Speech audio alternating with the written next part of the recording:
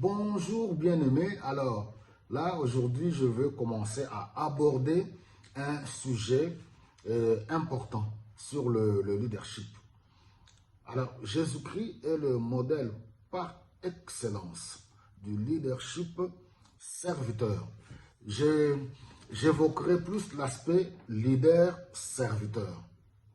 Et en même temps, je ne néglige pas d'autres aspects parce que c'est un aspect qui est souvent méconnu ou un aspect où dans la plupart du temps, nous ne voulons pas le considérer et nous soucier de comprendre ce leadership serviteur comme Jésus-Christ, à l'image de Jésus-Christ, et le vivre tel qu'est.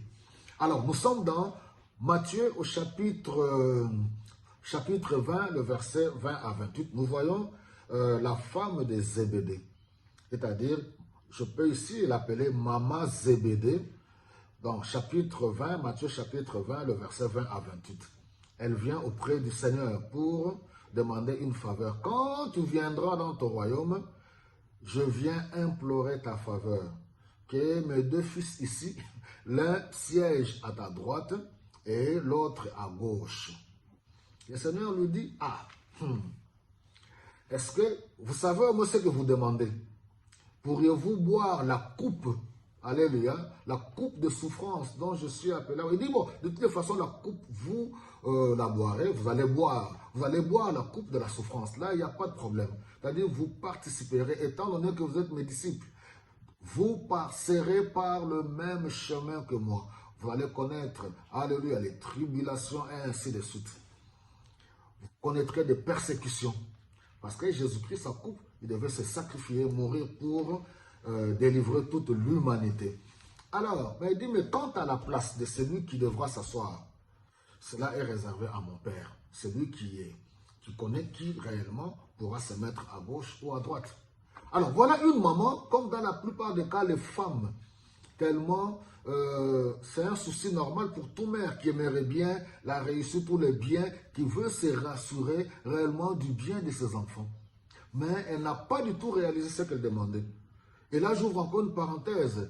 On pense de fois que l'œuvre de Dieu, c'est une œuvre charnelle où les mamans ou même les hommes, tout le monde, voilà, l'église aujourd'hui, voilà, il y a des guerres de positionnement. Les gens sont prêts à s'entretuer, à s'empoisonner pour le positionnement. Dans les églises, les gens se battent. Au niveau du leadership, les pasteurs, les collaborateurs, diacres, anciens et toutes ces choses. Déjà même de fois dans nos communautés, ces choses sont tellement déjà même mal comprises.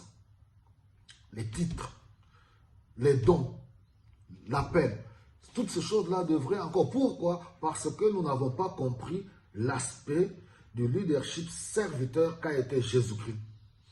Nous le prions. Nous le prêchons, nous le confessons, mais nous sommes dans la difficulté d'imiter Jésus-Christ sur cet aspect leader-serviteur. Parce que vous allez voir ce qu'il dira à la fin, on verra ça dans la deuxième partie. Alors, nous voyons d'abord par définition le mot leadership.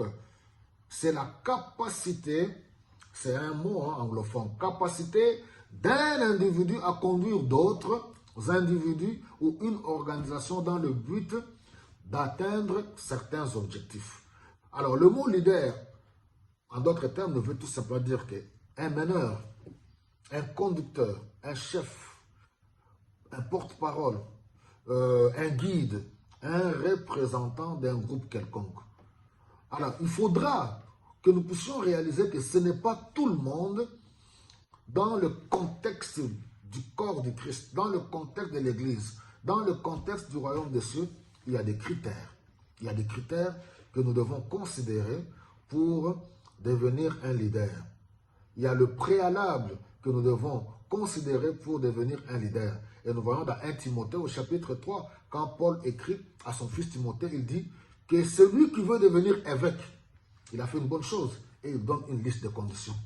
Alléluia. Il doit une liste de conditions, il doit avoir d'abord un bon témoignage. Et même pour le diacre, il doit avoir un bon témoignage. Mari d'une seule femme.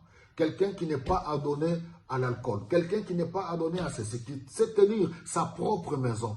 Quelqu'un qui est propre pour l'enseignement et ainsi de suite. Voilà, nous y reviendrons à notre deuxième partie parce que c'est un sujet que j'aimerais bien m'entretenir avec vous pendant très longtemps. Merci beaucoup, que Dieu vous bénisse.